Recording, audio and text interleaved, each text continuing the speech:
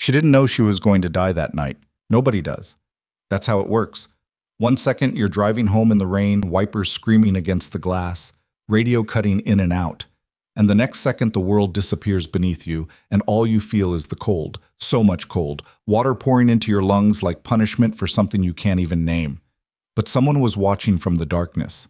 Someone who wasn't supposed to exist. And the moment he pulled her out of that river, both their lives changed forever. If this story already has your attention, hit like, drop your city in the comments so I can see how far this has traveled, and follow all the way to the end. You won't want to miss what's coming. The rain had been falling for 3 hours straight, the kind of Pacific Northwest rain that didn't announce itself with thunder or lightning. It just arrived, cold and relentless and indifferent, the way bad things usually did in Oregon. It came down in sheets across Highway 26, washing the painted lines off the asphalt and turning the road into something that looked more like a river than a place meant for driving. Alara Whitmore hadn't slept in 31 hours. She knew that because she'd been counting. It was the kind of thing you did when your brain refused to shut off. You counted hours instead of sleeping through them, cataloged every minute you'd spent staring at the ceiling of your studio apartment in Portland, listening to the radiator knock and hiss while your mind replayed the same footage on an endless loop. The charity gala. The crowd in their tailored clothes, the chandeliers throwing fractured light across 500 faces that all belonged to people with more money than conscience. She'd shot 800 photographs that night. 800. Her camera card was still in her jacket pocket, a small rectangular weight she kept touching with her fingertips the way other people touched rosary beads or lucky coins. Proof that she'd been somewhere. Proof that the work was real. Not that anyone had called her back about it. The assignment editor at Pacific Current had promised a Tuesday turnaround. Tuesday had come and gone. Wednesday, too. Now it was Thursday night, technically Friday morning, 2:17 according to the dashboard clock. And Alara was driving back from Seaside, where she'd spent 3 days shooting a feature on Pacific fishermen that nobody had commissioned and that she wasn't sure she could sell, burning through gas money she didn't have, telling herself this was what it meant to be a freelancer. You stayed hungry. You stayed moving. You didn't think about the rent that was 9 days late, or the camera insurance she'd let lapse, or the fact that her checking account had $43 in it. She reached for the coffee in the cup holder and found it cold. Of course it was cold. The defroster on her 10-year-old Civic had stopped working somewhere around Cannon Beach, and now the windshield kept fogging up in the corners, narrowing her field of vision down to a smeared tunnel of white headlights and dark rain. She wiped the glass with the heel of her hand, leaving a greasy streak, and squinted at the road ahead. The bridge was coming up. She knew this stretch of highway well enough. A narrow 2-lane crossing over the Tillamook River, concrete guardrails on both sides that she'd always privately considered more decorative than protective. The river ran fast under there this time of year, swollen with snowmelt and weeks of accumulated rain. And whenever she crossed it at night, she kept both hands tight on the wheel and her eyes straight ahead. A habit born from the same irrational anxiety that made her check the back seat of her car every time she got in. She pressed the brake. Nothing happened. She pressed it again, harder, heel of her foot driving the pedal toward the floor, and felt it sink.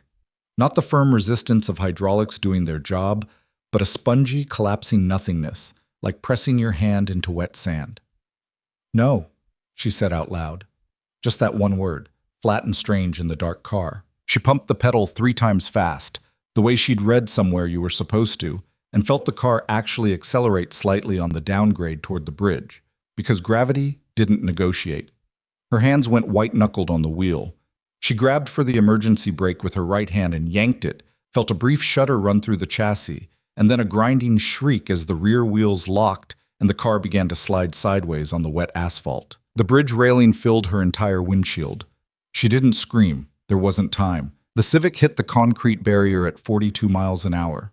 The airbag detonated in her face like a fist, filling her nose and mouth with that chemical burning smell, and then the guardrail gave. It actually gave, old concrete crumbling at the base where rust had been eating through the rebar for years.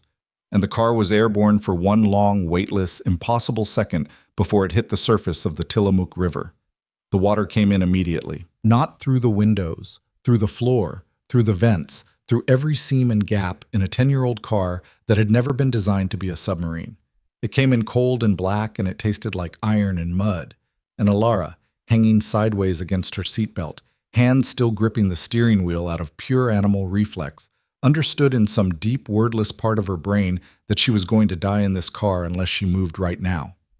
She moved. Seatbelt first. She found the buckle by feel, fingers shaking, pressed the release, and fell against the driver's door. The water was up to her waist already.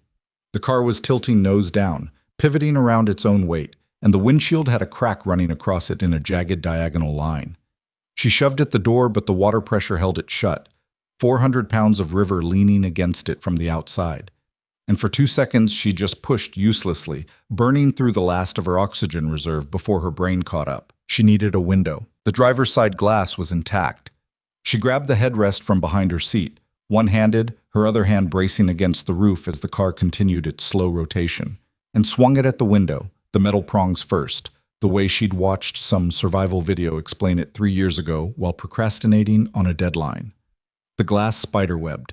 She hit it again, and it caved inward, and the river came through like something that had been waiting patiently for exactly this moment. Cold like nothing she'd felt before. Cold that wasn't a temperature so much as a presence, something with intention, something that wrapped around her chest and squeezed. She went through the window frame, shoulder, hip, the glass catching her jacket and tearing a long strip from the sleeve. And then she was out, tumbling in the black water, completely disoriented, no sense of up or down, her lungs already burning. She kicked. She'd always been a decent swimmer, lap pools in high school, nothing impressive, but her body remembered the mechanics even when her brain couldn't form coherent instructions. She kicked and clawed upward through the dark, and her head broke the surface, and she pulled in one ragged, desperate breath before the current grabbed her and dragged her sideways. The Tillamook River in late November moved fast. It didn't give a damn about her. She went under twice. The second time she wasn't sure she was coming back up. Her legs were already cramping from the cold, her waterlogged jacket and boots pulling her down, and she had that strange, lucid thought that drowning people apparently sometimes had, the one where everything gets very quiet, and you find yourself thinking about something completely unrelated. She thought about the camera card in her jacket pocket, 800 photographs, $43 in her checking account. Something grabbed her arm. Hard. Fingers like iron closing around her wrist, not gentle at all, the kind of grip that would leave bruises. She was pulled upward with a force that didn't feel entirely human, or at least didn't feel like it was struggling, and then she was coughing river water onto a muddy bank, face down in dead grass and gravel, retching.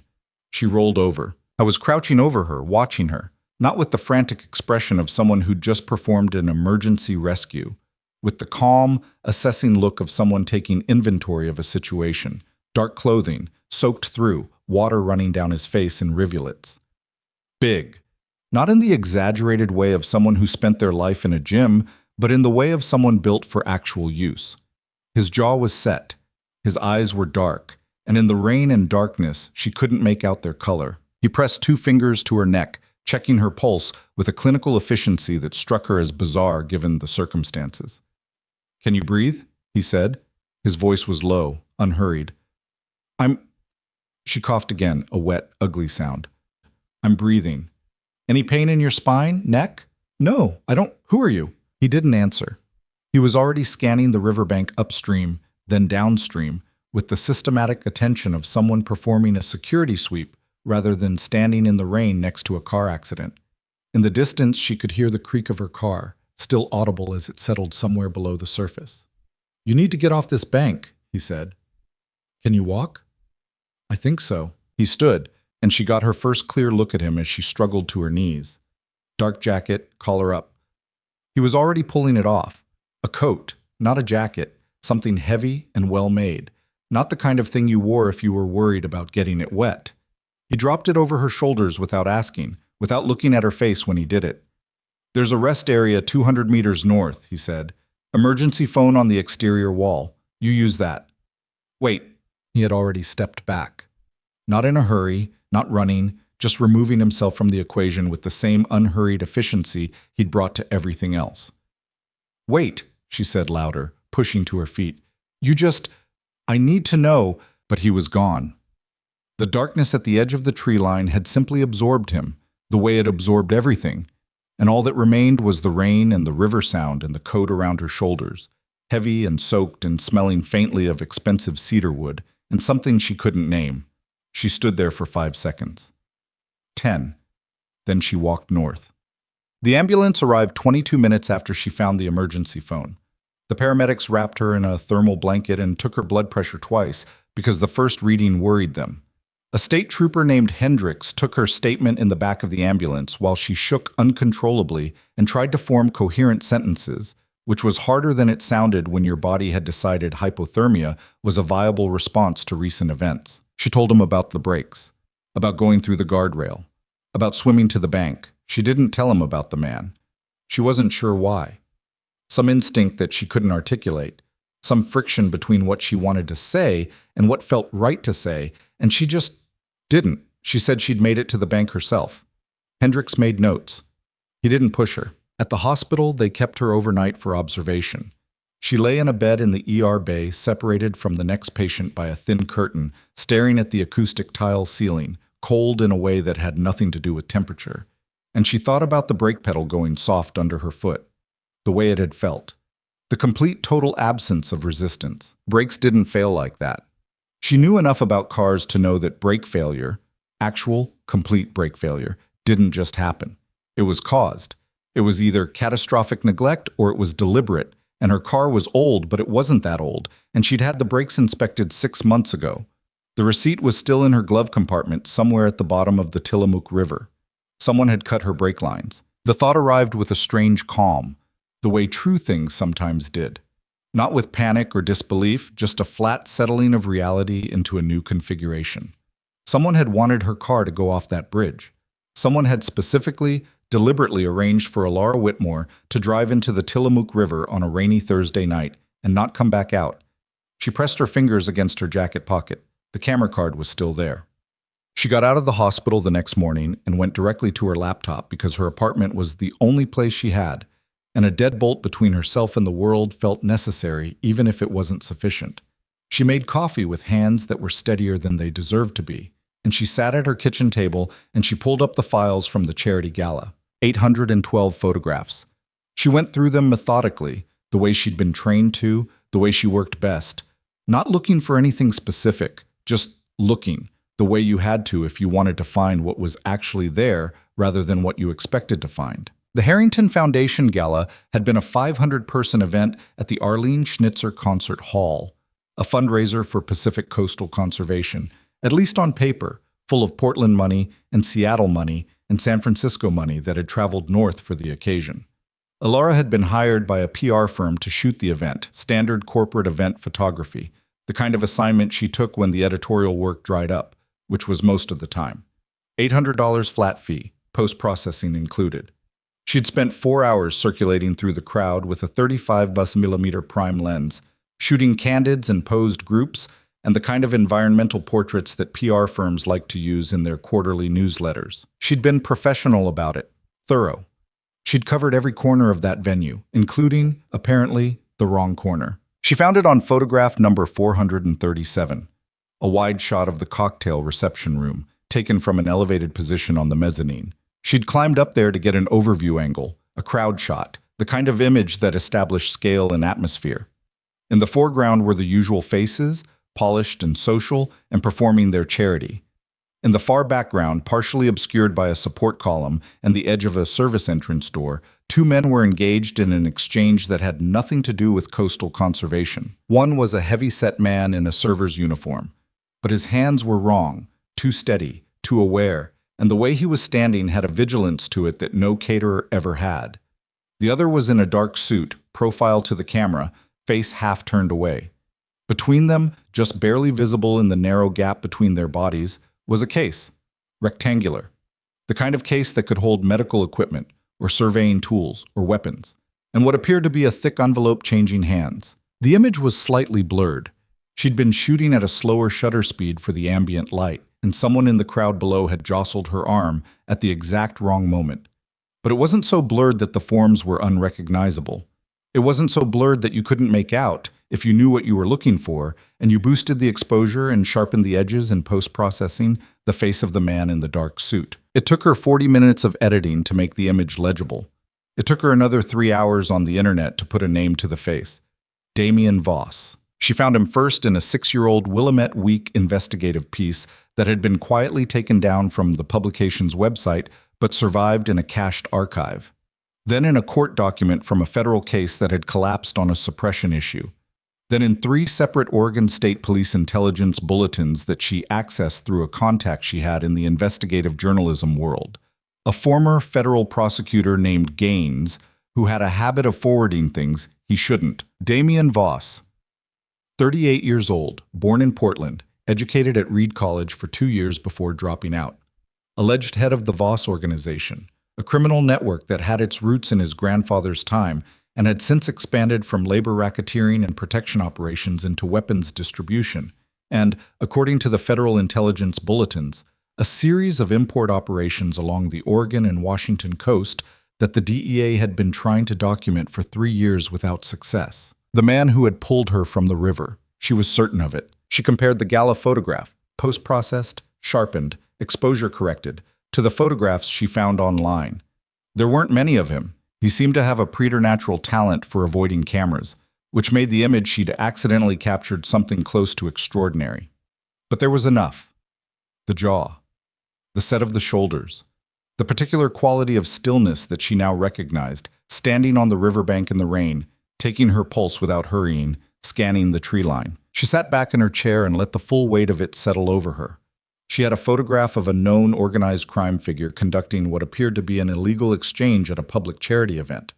That photograph was on a camera card in her jacket pocket, and someone had tried to kill her 2 days after the gala. The connection wasn't subtle. She called Marcus Webb at 9 in the morning.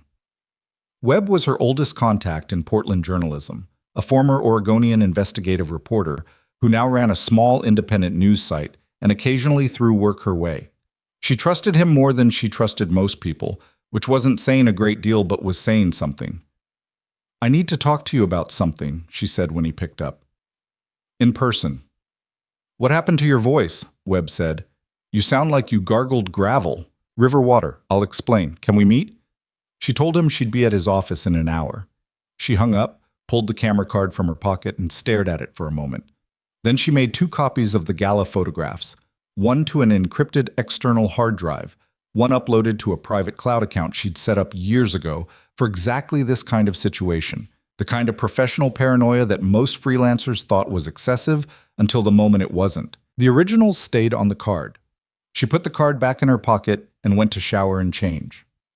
Webb's office was on the 3rd floor of a building in the Pearl District that also housed a tax attorney and a Pilates studio, which struck Ilara as a perfectly Portland combination. He buzzed her up without comment, and she found him at his standing desk, reading something on his screen, coffee in hand, silver-bearded and rumpled in the way of a man who had long since stopped caring what he looked like as long as the work was good. She told him everything. The gala, the brake failure, the river, the man who'd pulled her out, the photograph. He listened without interrupting, which was his best quality. When she finished, he was quiet for 10 seconds. "The image is clear enough to be usable," he said. "Clear enough. Not perfect, but clear enough. And you've confirmed the ID." "As much as I can without formal documentation. Everything I've found is consistent. Same physical description, same operational area. The event location fits his profile." Webb set his coffee down. "Ilara, if this is what it looks like, I know. The people who cut your brake lines, I know, Marcus. This isn't a feature story. This isn't even an investigative piece. This is the kind of thing that gets—" "I know," she said, and her voice came out harder than she intended. "I know what it is. I'm sitting here telling you because I don't know what to do with it, and I trust you, and I need a second opinion on whether I'm seeing what I think I'm seeing." Webb looked at her for a long moment. Then he came around the desk and held out his hand, and she gave him the camera card, and he spent 15 minutes at his monitor going through the images while she drank his coffee and stared out the window at the gray Pearl District street below. "You're seeing what you think you're seeing," he said finally. She nodded. "I need to make some calls," he said. "I have a contact at the U.S. Attorney's Office. I want to feel out whether there's a federal angle here before we decide anything." "Okay. Don't go home tonight." She looked at him. "I mean it," he said. "Don't sleep at your apartment. Go stay with someone. Don't use your regular phone for anything you don't want someone to potentially listen to. And Ilara," he paused, "don't talk to anyone else about this. Not yet." She took the camera card back and stood. How long before you hear from your contact? 24 hours, maybe. I'll call you. She went back down to the street. Portland moved around her in its usual Thursday morning rhythm. Coffee shops and dog walkers, and the light rail running its route 2 blocks east. And she stood on the sidewalk outside Webb's building and thought about brake lines and river water and a man who had looked at her in the darkness with those calm, assessing eyes, and then walked away like he'd simply finished one item on a list. She pulled up her phone and searched the name again, Damien Voss. The search results were thin. The Willamette Week cached piece. A brief mention in a society column from 8 years ago. An event, black tie, his name listed among attendees without any context. One photograph, blurry and taken from a distance, that showed a man she was now certain was him getting into a black SUV outside a restaurant in northwest Portland. She screenshotted everything. She walked 2 blocks north away from her usual route home and flagged a rideshare rather than walking to the bus stop. She gave an address 2 streets away from her actual destination, the habit of someone who'd spent enough time around people with things to hide that some of their caution had transferred to her by proximity. She was staying with her friend Cam, a nurse who worked nights and wouldn't be home until morning, who'd given her a spare key years ago and never asked for it back. The apartment was quiet and clean and not connected to a Laura Whitmore in any database she was aware of. She sat in Cam's living room with the camera card in her hand and tried to eat half a granola bar and thought about a man pressing 2 fingers to her neck to check whether she was alive. The call came at 11:15 the following morning. It wasn't Webb. She didn't recognize the number, which was a 503 area code but not one she had in her contacts. She almost didn't answer it. Some instinct made her pick up. Ms. Whitmore. A voice she recognized immediately, in the way you recognize something that had been printed into you under extreme circumstances. Low. Unhurried. The same voice that had asked her if she could breathe. She didn't say anything for 3 full seconds. I know you remember, he said. Don't pretend otherwise. It's a waste of both our time. How did you get this number? That's not the question you should be asking. She stood up from Cam's couch, moved to the window, looked down at the quiet residential street below with the reflexive vigilance of someone who'd been operating on threat awareness for 36 hours straight. Nothing unusual. A dog walker. A FedEx truck pulling away from a house 2 doors down. What question should I be asking? She said. The men who cut your brake lines have a name for what you have, Damien Voss said. They call it a loose thread. And they are, at this moment, trying to determine exactly how loose. Her hand tightened on the phone. What do you want? I want the photograph. That's not... I know you've made copies, he said, without inflection, without accusation. I know you have the original. I know you've duplicated it, and I know you showed it to a journalist named Webb yesterday morning. I'm not asking you to give me something you haven't already distributed. I'm asking you to have a conversation. The FedEx truck had stopped at the end of the block. She watched it. A conversation about what? She said carefully. About the fact that what you photographed is a great deal more complicated than you understand, he said. And about the fact that the people who want that image destroyed are not people I have any interest in protecting. She processed that. You're saying you'll help me, she said. I'm saying we may have interests that align. That's not the same thing. No, he agreed. It isn't. The FedEx truck pulled away. Just a truck. She made herself breathe steadily, in through the nose, out through the mouth, the way she'd trained herself when she was in difficult field situations. The kind of breathing that kept your hands steady for a shot. Where? She said. I'll send you an address, he said. Come alone. Tell no one, including Webb. A pause. And Ms. Whitmore, bring the coat. The line went dead. She stood at the window for a long moment, camera card in one hand, phone in the other, the gray Portland morning pressing against the glass.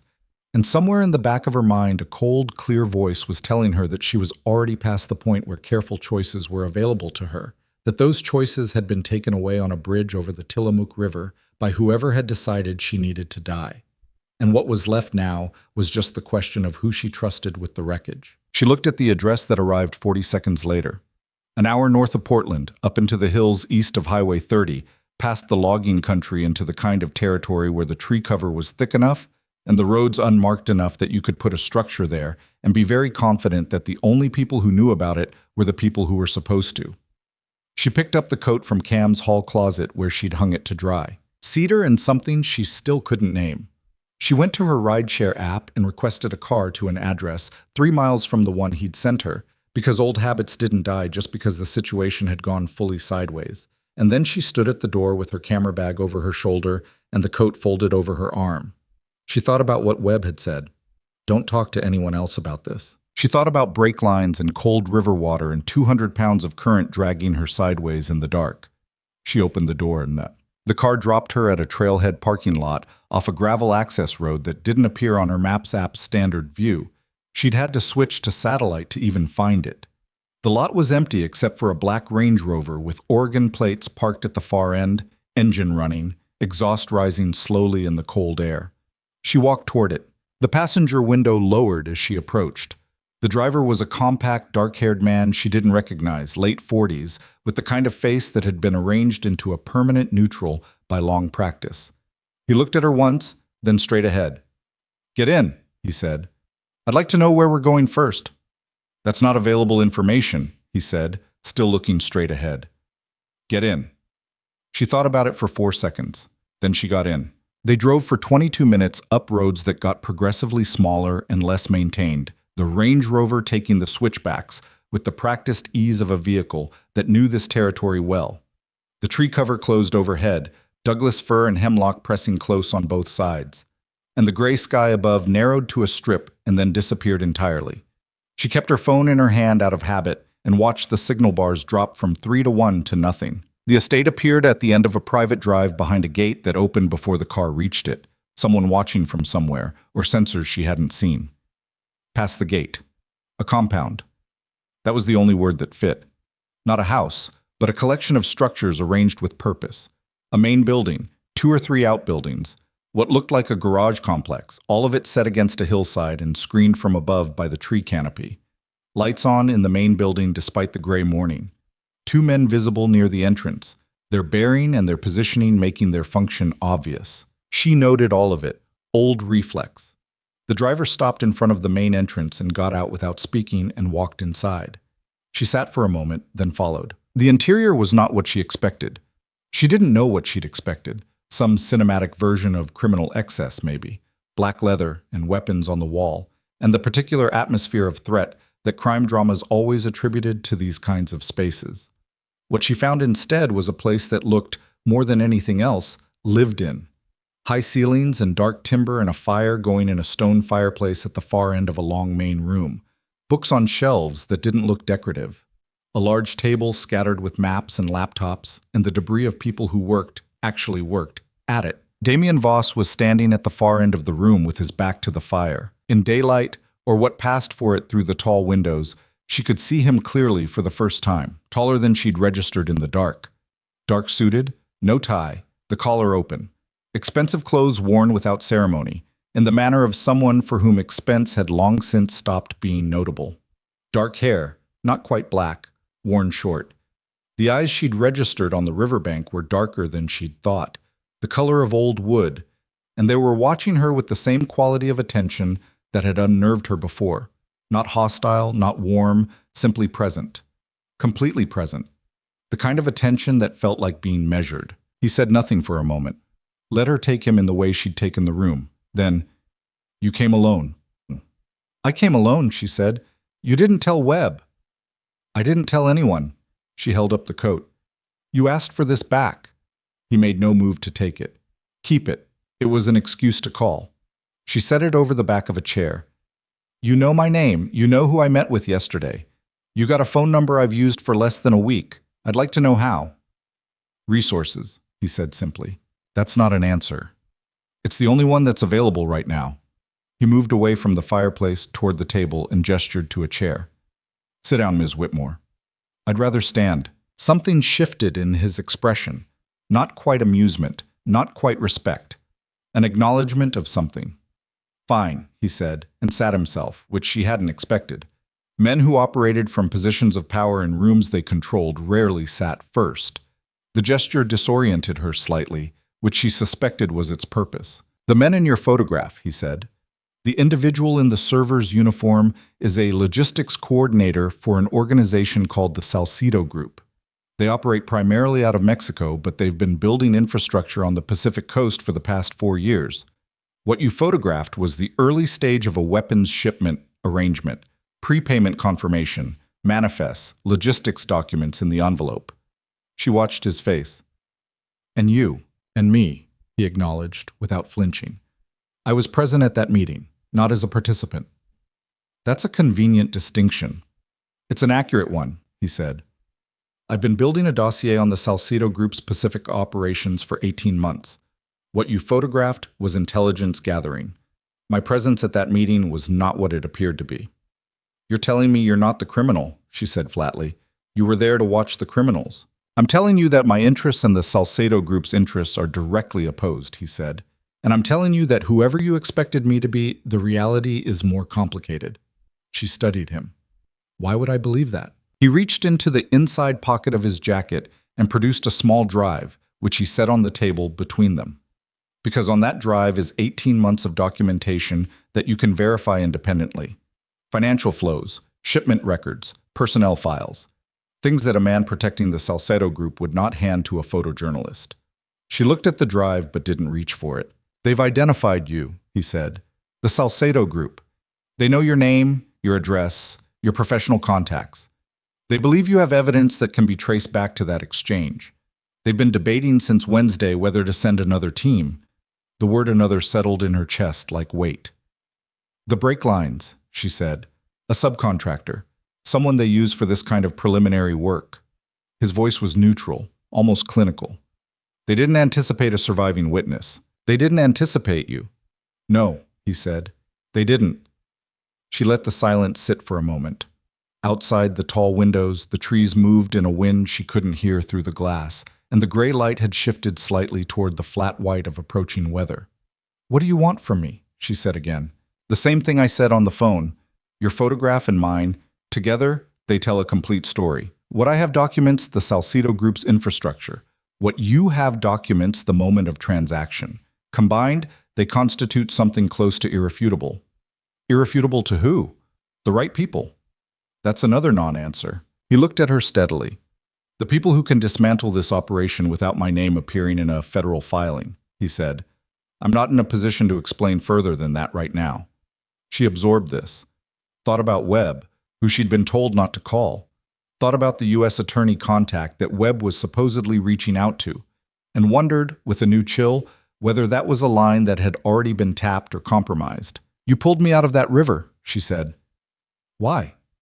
Something passed across his face very briefly and was gone. You were drowning. You didn't have to be there. I was there, he said. You were drowning. She held his eyes for a moment. Whatever was behind them, and she'd spent 10 years photographing people, learning to read faces the way musicians read scores. It wasn't simple. I'm going to need 24 hours, she said finally, before I agree to anything. He nodded. No argument, no pressure. You'll stay here in the meantime, he said. Her jaw tightened. That wasn't part of... The Salcedo Group has a standing team in Portland, he said. They know your movements. The friend whose apartment you were using, the nurse Cam, her address is in their file. If you leave this compound in the next 24 hours, I cannot guarantee your safety. She stared at him. I'm not making you a prisoner, he said. I'm telling you what the situation is. She looked around the room, the books on the shelves, the fire, the maps on the table. 24 hours, she said. He stood. I'll have someone show you to a room. He was halfway to the door when she spoke again. Voss? He stopped. The person who arranged to have my brakes cut, she said. Are they still alive? He turned and looked at her over his shoulder. Those dark eyes, unhurried as always. What do you want the answer to be? She didn't say anything. He walked out of the room. She stood in the warmth of the fire in a fortified compound in the Oregon hills, surrounded by men with weapons and a man she didn't understand, with a story building in her camera card that was bigger than anything she'd ever shot, and she thought about the feel of the current dragging her under in the dark, and the hand that had closed around her wrist. And she thought, everything is already different. She just didn't know yet exactly how different it was going to get. The room they gave her was on the second floor, east-facing, with a window that looked out over the tree line and a lock on the inside that she tested twice before she was willing to sit down on the edge of the bed. The furniture was plain and solid. A bed frame of dark timber, a dresser, a writing desk, a lamp that threw warm light against the wood-paneled walls. Someone had left a stack of folded clothes on the dresser, women's clothes in roughly her size, which told her either that Damien Voss kept a supply of such things on hand for reasons she didn't want to think about too carefully, or that someone had moved very quickly after she'd agreed to stay. She didn't change. She sat on the edge of the bed in her own clothes, which were still slightly stiff from the river, and she listened to the compound. It had a sound, this place. Not the sound she would have expected. No raised voices, no sense of menace in the walls. What she heard was the low register of a working building. Footsteps in corridors. A door closing somewhere below. The distant sound of what might have been a generator, steady and mechanical. Once, voices. Two men speaking in a shorthand she couldn't parse from this distance, clipped and functional. She picked up her phone out of habit and stared at the blank signal indicator. No bars. She was completely dark. She set the phone face down on the writing desk and put the camera card beside it and the external hard drive she'd brought in her bag beside that. And she sat in the lamp-lit room and tried to think clearly, which was harder than usual because her body still hadn't fully forgiven her for Wednesday night. There was a low, persistent ache in her left shoulder from hitting the car door. Her hands had a slight tremor that came and went. Every time she closed her eyes, she felt the current pulling at her legs. She opened them again. Think. What she had. Images. Documentation. A story that was real and verifiable and big enough to matter. What she didn't have. Any way to verify a single thing Damien Voss had told her. His version of the gala, intelligence gathering, opposed interests, 18 months of dossier work, was internally coherent, which meant nothing. Internally coherent was the baseline requirement for a good lie, what she couldn't explain away. The drive he'd put on the table. The fact that he hadn't taken the camera card when he'd had the opportunity, in the ambulance aftermath, when she'd been hypothermic and barely functional. The fact that she was in a room with a lock on the inside rather than the outside. None of that proved anything. She was still running it in circles when the knock came at her door, around 7 in the evening, and she opened it to find a woman standing in the corridor.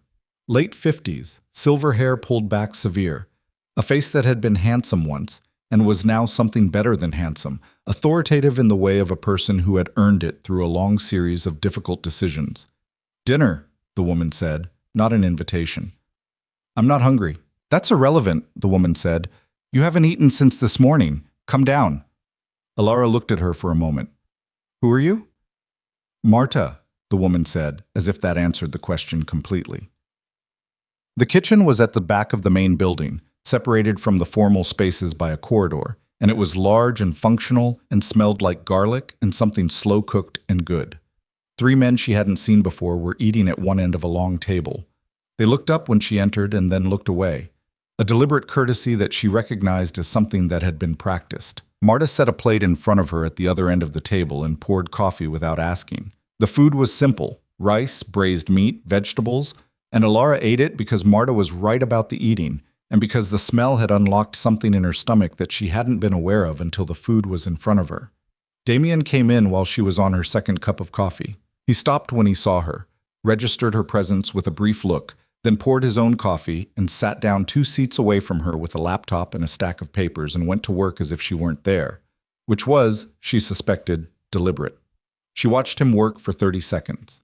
He had the focused economy of movement of someone who didn't waste anything. No shifting in the seat, no checking the phone, just the work and the coffee and the occasional turn of a page. "The man in the server's uniform," she said. "In my photograph. Do you have his name?" He didn't look up. "Rogelio Mendez, 41, originally from Sinaloa. The Salcido Group uses him for preliminary transaction meetings because he has no criminal record in the United States. Does he know who I am? He knows a photographer took a misdirected shot. He doesn't know how much is visible in the image." He turned a page. "That assessment may have changed in the past 48 hours. Based on what?" Now he looked up. "Based on the fact that they tried to kill you and failed. That changes their calculus." "How?" "Because now they have to assume you know why." She processed that. "They'll escalate." "Yes." "And Webb?" His expression shifted, the faintest tightening around the eyes. "Webb made contact with the U.S. Attorney's Office yesterday afternoon, specifically with an AUSA named Carver who handles organized crime cases." She set her coffee down. "How do you know that?" Because Carver has been on the Salcedo Group's payroll for 14 months, he said. Within 2 hours of Webb's call, Mendez's handler was briefed that a Portland journalist named Marcus Webb had brought forward photographic evidence from the Harrington Gala. The kitchen was very quiet. The three men at the far end had finished eating and left without her noticing. Webb is in danger, she said. Webb is already being watched, Damien said. I have someone on him. He's currently at his home. He's safe for now. She stared at him. The flatness in his voice, not cold exactly, but deeply, professionally controlled, was the most unsettling thing about him. She was beginning to understand. Not cruelty. The absence of any performance at all. You have someone watching my contact, she said carefully, without my knowledge. Yes, that's not... I made a decision with available information, he said. Webb made a call I anticipated. Carver is a compromised official. The sequence was predictable. It's not your call to make. Someone needs to make it, he said simply. He closed the laptop. You can be angry about that. It won't change what's useful to be angry about and what isn't. She held his gaze and felt a complicated heat moving through her chest that had several components she didn't fully want to examine. You anticipated Webb's call, she said. How? You couldn't have known which contact he'd use. I knew he had two routes, Damien said. Federal or independent. Carver is the federal contact every independent Oregon journalist uses for organized crime tips. It's a known channel. Known to you. Known to people who pay attention. She pushed back from the table. I need to warn Webb. You have no signal. Then give me a phone that, if you contact Webb right now, from this compound or any number connected to me, you tell the Salcedo Group's monitoring network exactly where you are. He said it without inflection, without frustration. You wait until morning. I'll have a clean line available. She stood at the edge of the kitchen, jaw tight, the anger moving through her, looking for somewhere to go. She didn't argue because she couldn't find the flaw in his logic, which was its own kind of infuriating. Good night, Ms. Whitmore, he said, and opened the laptop again. Awesome. She didn't sleep well. This was not surprising. At 3 a.m, she gave up on the pretense of it and sat at the writing desk with the lamp on low and went through the drive he'd given her on her laptop.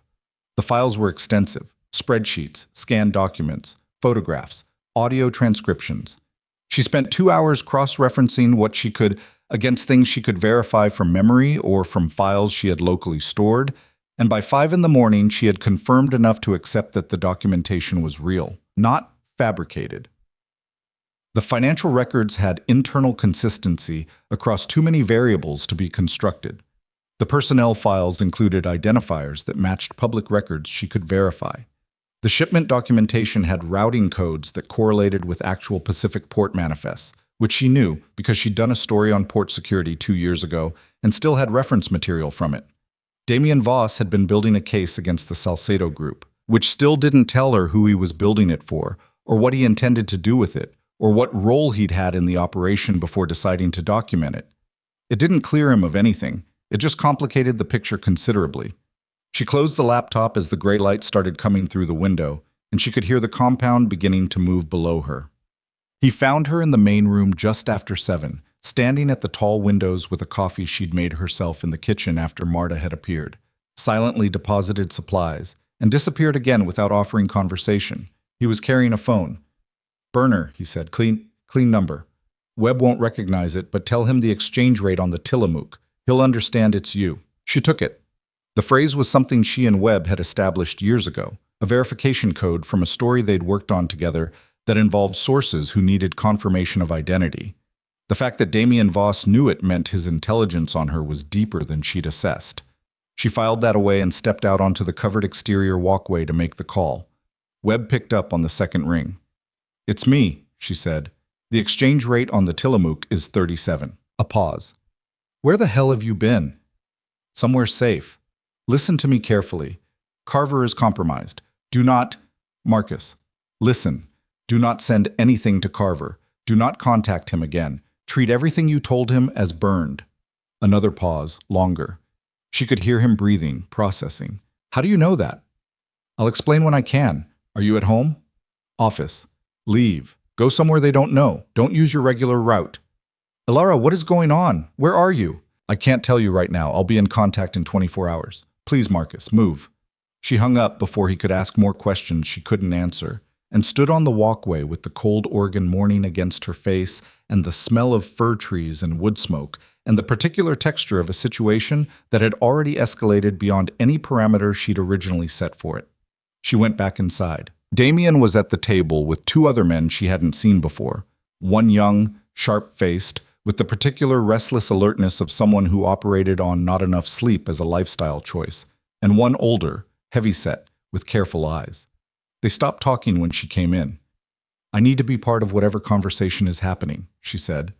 The young one, sharp-faced, watchful, looked at Damien. Damien looked at her. "Sit down." She sat. The young one was introduced as Reyes. No first name offered, none given. The older one was Callum, which she suspected was also not his full name. Both were introduced without title or explanation, in the manner of people whose function was self-evident to everyone in the room who mattered. "The Salcedo Group moved an asset into Portland last night," Reyes said. He had a slight Pacific Northwest flatness to his consonants and the rapid-fire delivery of someone who organized information by urgency. "Rios. He runs their domestic enforcement. He doesn't get activated for peripheral problems." "What's a peripheral problem?" Alara said. "One loose photographer," Reyes said, without particular unkindness. "Rios coming in means this got elevated. Someone above Mendez made a decision." "Why would they elevate it?" she said. "If all they know is that a photographer has a blurry image, they don't think that's all you have anymore," Callum said. His voice was quiet and measured, the voice of a man who'd spent decades in rooms where the wrong word had real consequences. Carver briefed them on Webb's contact. Webb told Carver you had significant photographic evidence. That's the language he used. She absorbed that. Webb overstated it. "Webb is a journalist," Callum said, without judgment. "He led with the most compelling version." "And now Rios is in Portland," she said. "As of 4:30 this morning, yes." She looked at Damien. He was watching her with that complete unnerving attention. "And Webb?" "We're watching Webb," Damien said. That's not enough." "I know." He looked at Reyes. "Move him." Reyes nodded once and stepped out of the room with a phone already in his hand. She watched this happen, a decision made, implemented, in the time it took to nod, and felt something she didn't entirely like feeling, which was the recognition that this operational efficiency was genuinely useful. That in the specific context of what was happening to her, the particular skill set assembled in this room was exactly what the situation required. She didn't like feeling that because it made the calculation complicated in ways she didn't have bandwidth for. "What does Rios do?" she said. "Specifically." Callum and Damien exchanged a look so brief it was almost imperceptible. "He makes problems disappear," Callum said. She held that for a moment, looked at the table, looked at Damien. "All right," she said, "then we need to move faster than they do. What does combining your documentation with my images actually give us? Who can we take it to that isn't compromised?" Damien leaned forward slightly. For the first time, she had the sense of something shifting beneath the controlled surface, something like focus sharpening. "That's the right question," he said. "I'm a journalist," she said. "It's what I do." Something moved at the edge of his mouth. Not quite a smile. "There are two federal prosecutors I believe are clean. One in Seattle, one in San Francisco. Neither has organizational crime jurisdiction over Oregon, but both have the standing to escalate to someone who does.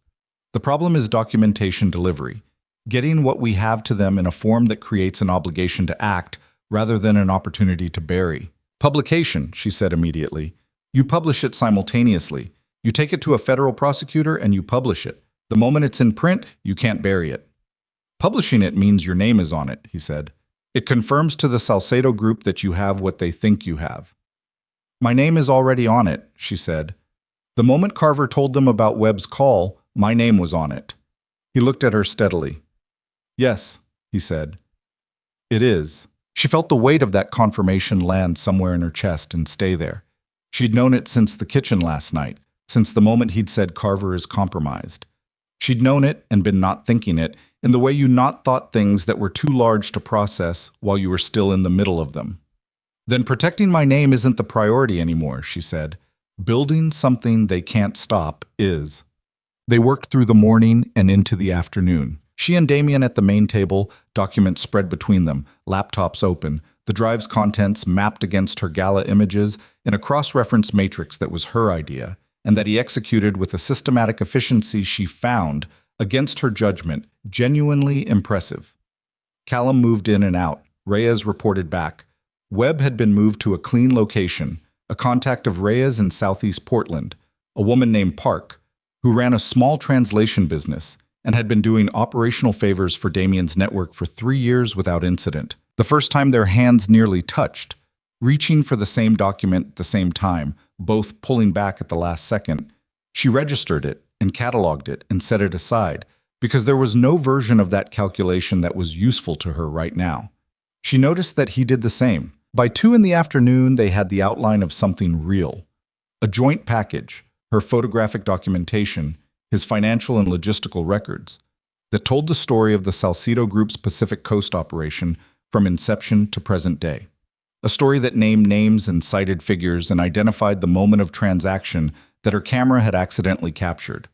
They had the outline. What they didn't have was a delivery mechanism. The Seattle prosecutor is a woman named Adler, Damien said. I have a contact who can get the package to her desk within 6 hours of dispatch, but I need 48 hours to prepare the documentation in a format that she can act on without being blocked by jurisdictional questions. 48 hours, Ilara said. Minimum. She looked at the window. Gray afternoon light, the trees moving steadily now in a building wind.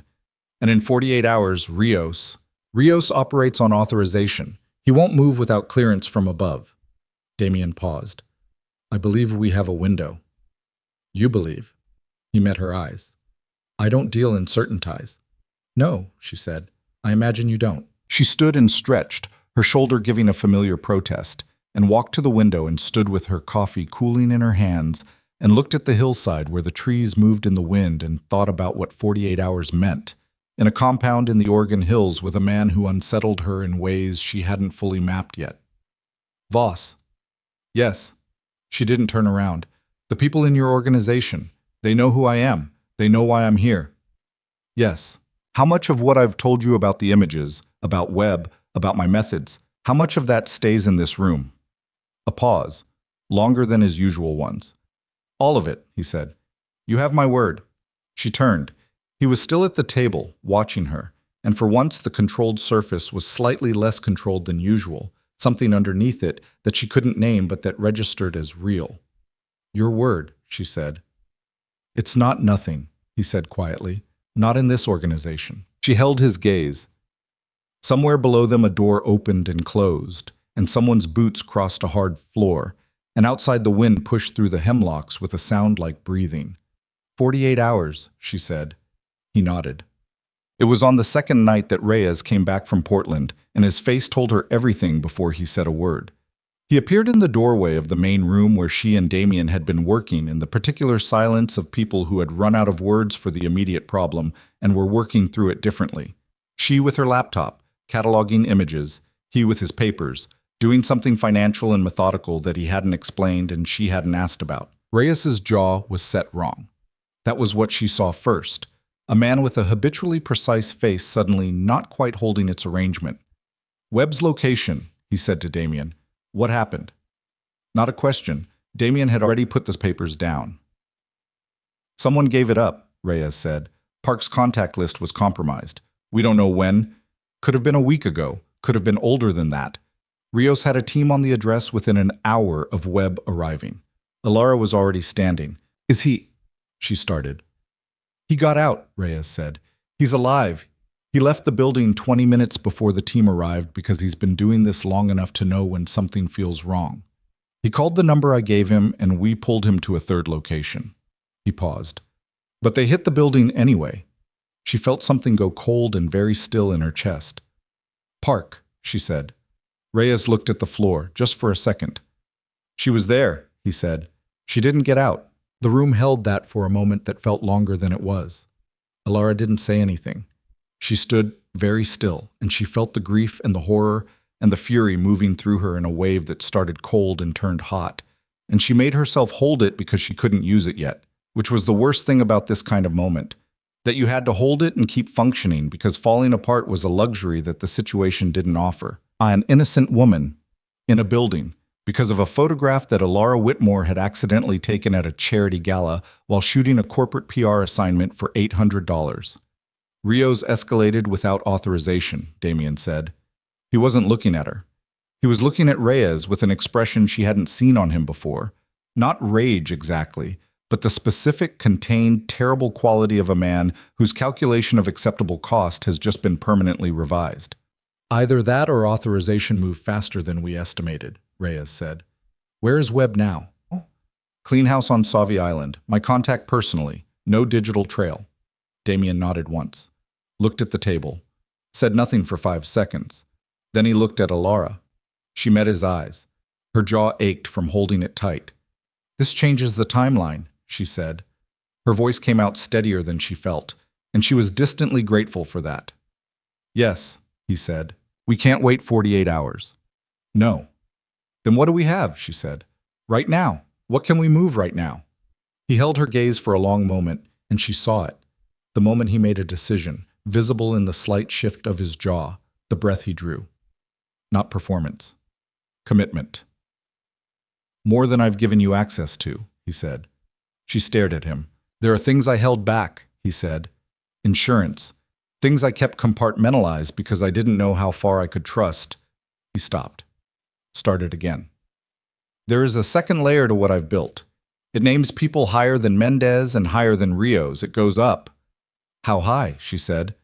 And before he could answer, the first explosion tore through the night, close enough to rattle the windows and throw light across the tree line, and every alarm in the compound went live at once. The explosion came from the east perimeter. Alara knew it was east because the windows on that side of the main room blew inward first, not shattering, just flexing violently in their frames. A pressure wave that hit her chest like a fist and made the lamp on the table swing on its cord. The alarm sound wasn't a conventional alarm. It was 3 short tones repeated, a code, and every person in the compound responded to it the way musicians responded to a downbeat, immediately, without confusion, each moving to a predetermined position. Damien was already at the door. Stay here, he said. It's not a request. He looked at her with a directness that left no space for argument. Reyes. Reyes materialized at his shoulder. On her. Then Damien was gone into the corridor, and she could hear him outside, his voice low and clipped, coordinating something she couldn't see, and Reyes was positioning himself between her and the east-facing windows, with his hand inside his jacket and his eyes moving in a systematic pattern across every entry point in the room. She stood in the middle of the floor and made herself breathe. Think. What do you know? One thing at a time. The explosion had been perimeter, not interior. That meant breach attempt, not successful breach. The alarms were coded, which meant the response was organized. She was in a room with a trained operative, and a man she was increasingly certain had run scenarios exactly like this one in his head many times before. She was not, at this precise moment, dead. That was the baseline. Build from there. How many ways out of this building? She said to Reyes. He glanced at her. 4 ground level, 2 elevated. And the vehicles? Garage on the north side. Is it on the same perimeter as the explosion? He looked at her differently now. No. Opposite side.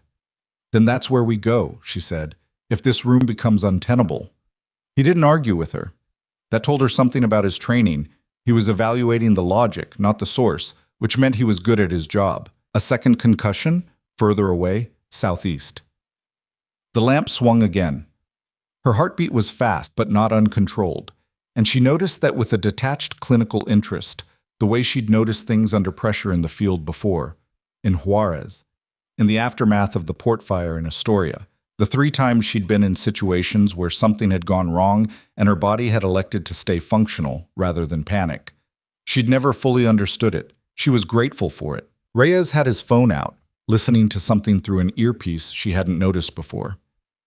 East fence is down, he said, but they haven't pushed through. Why not? Testing response. He was moving toward the corridor door as he said it. Standard probe. They want to know what they're walking into before they commit. Then we have a window. Maybe 5 minutes.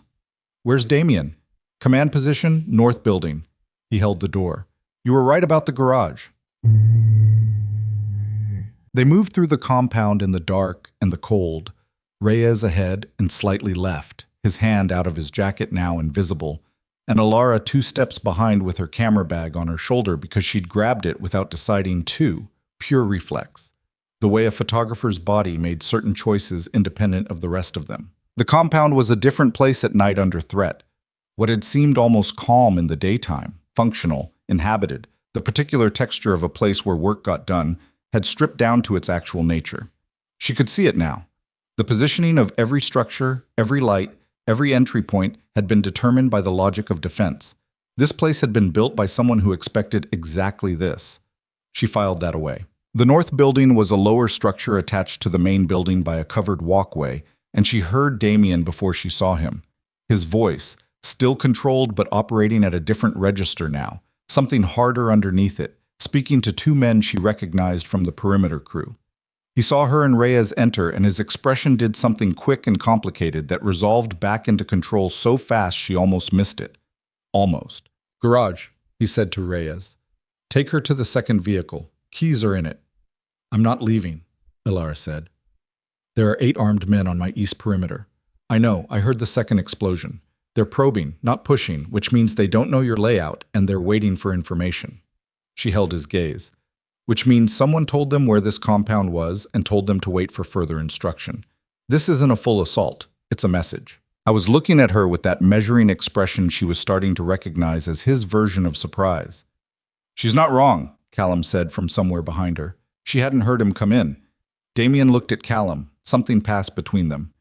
"Rios doesn't probe," Callum said quietly. "He hits. This isn't Rios's operation." The room held that for a moment. "Then whose?" Reyes said. Nobody answered. And the silence had a quality to it, a texture of something known but not yet said, that made the back of Ilara's neck go cold. She looked at Damien. His jaw was set. His eyes had moved to the window, the dark tree line, and whatever he was seeing or not seeing out there, he had gone somewhere internal, some rapid assessment that she wasn't party to, and she recognized with certainty that he already knew the answer to Reyes's question. "Voss?" she said. He came back. Looked at her. "Whose operation is this?" A long beat. The alarms had gone to a single sustained tone, lower, and somewhere outside she could hear vehicle engines. "There's something I need to show you," he said. "Both of you." He looked at Callum. The room. The room was a space she hadn't seen yet, behind the command area. Small, windowless, a server rack along one wall and a table with 2 monitors. Damien unlocked it with a key code and a secondary physical key, the kind of redundancy that spoke to the value of what was inside. He pulled up a file on the left monitor. She stood beside him and read. It took her 90 seconds to understand what she was looking at, and another 30 to understand what it meant. And in those 30 seconds, something happened in her chest that was specific and identifiable and terrible. The particular sensation of a structure you'd been relying on giving way. The file was a financial record, a payment record, to be specific. Transfers, carefully layered, running through 4 shell entities before arriving at a final destination. She followed the chain with the methodical attention of someone who'd spent enough time looking at financial documents to read them the way other people read text. The final destination was a corporate entity registered in Delaware. The corporate entity's beneficial owner, listed in the registration documents in the 4th attached file, was a name she recognized. Marcus Webb. She didn't move, didn't speak. Her eyes went back to the top of the document and read it again, because the first reading could always be wrong. The first reading was always conditioned by expectation. And a good photographer and a good journalist both knew that you never trusted the first reading of anything. The second reading said the same thing. Marcus Webb had been receiving payments from a Salcedo Group shell entity for 11 months. "How long have you had this?" she said. Her voice was absolutely level. 6 weeks, Damien said. She turned and looked at him. Something in her face made Reyes take a half step back. 6 weeks, she said. "I couldn't verify it completely until 6 weeks. Her voice had changed now, the levelness cracking along a specific line.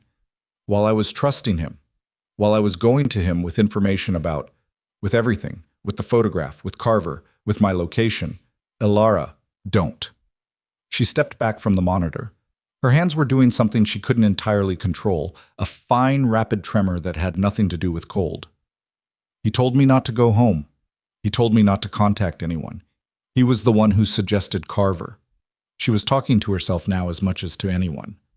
The one who suggested Carver was the one being paid by the people who cut my brake lines. She stopped, breathed. Park, she said. The woman who died. Rios hit that location within an hour of Webb arriving. 1 hour. That's not a compromised contact list. She looked at Damien. Webb told them. His expression confirmed it without words. He told them where he was going, she said. Which means he knew Reyes was connected to you, which means he was feeding information this entire time. She felt something harden in her chest, a rapid crystallization of grief into something less manageable and more useful. From the beginning. When I came to him with the gala photographs, he wasn't calling the U.S. attorney to help me. He was calling to report what I had. The brake lines were already in motion before your meeting with Webb, Damien said carefully. He didn't initiate the threat against you, but he amplified it. He confirmed what you had. He confirmed it to Carver, who confirmed it to the Salcedo group. She pressed the heel of her hand against her sternum, a physical gesture against something that felt physical. I gave him everything. I told him about you. I told him about the compound. She looked up sharply. This attack. He gave them a location window, Callum said from the doorway. He'd followed them in, and she'd forgotten he was there. Not precise coordinates. Webb didn't have precise coordinates, but enough to narrow the search. Enough for an 8-man probe team to find your east perimeter, she said. Yes, Damien said. She stood in the small, windowless room with the server rack humming and the monitor throwing blue light across Damien's face, and she held the entirety of it in her mind. 11 months of payments, Park's name, the explosion outside, Marcus Webb's voice on the phone telling her to move, go somewhere safe, don't use your regular number. All of it reorganized now around a different center of gravity, all of it meaning something different than it had 48 hours ago. How was my most trusted contact, she said. Flat. Not asking for sympathy, just stating the fact of it the way you'd state a measurement or a distance. 12 years. Nobody said anything. There was nothing useful to say. She looked at Damien. Where is he right now? Sovi Island, Reyes said. The clean house. He's still there? As of 40 minutes ago. She looked at Damien. He was watching her with an expression she couldn't fully decode. Not pity, not calculation, something in between that had a quality of genuine attention to it. I want to talk to him, she said. That's not, I want to talk to him, she said again. In person. Elara, if Webb knows you're alive and has a working line to the Salcedo group, he doesn't know I'm here. He thinks I'm in the wind. She held Damien's gaze and felt the new hardness in her chest and recognized it for what it was, the specific resolve of someone who has had something taken from them and decided not to absorb it quietly. I'm not asking you to send a team to extract him. I'm asking you to take me there. The two of us, clean, no flag. I sit across from him and I find out exactly what he gave them and exactly what they know. You're a photographer, Reyes said, not unkindly, not an interrogator. I've been sitting across from people who didn't want to tell me things for 10 years, she said without looking at him. I'm very good at it. Damien held her gaze for a long moment. Then he said, we deal with the perimeter first. It took 40 minutes. The probe team on the east perimeter had withdrawn, testing and then pulling back, confirming what Callum had said about the operation's intent. A message, not an assault. We know where you are.